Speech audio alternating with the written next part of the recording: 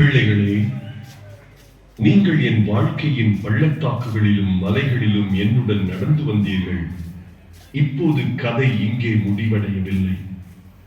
நானே வழியும் சத்தியமும் ஜீவனுமாயிருக்கிறேன். நான் இழந்ததை தேடி ரட்சிக்கவே வந்தேன். நீங்கள் ஜீவனை பெறுவதற்காக நான் என் உயிரை விட்டேன். என்னாலே எல்லாரும் ஒருவனும் பிதாவினிடத்தில் வர முடியாது. நான் உலகத்தில் மனிதனாக வந்த அந்த காலகட்டத்துக்குள் மட்டும் என்னை அடக்கிவிட முடியாது. நான் வரலாற்றின் ஒரு உருவமாக மட்டுமல்ல, இன்று நான் உங்களோடு இருக்கிறேன். வேத வசனங்கள் மூலம் நான் உங்களோடு பேசுகிறேன்.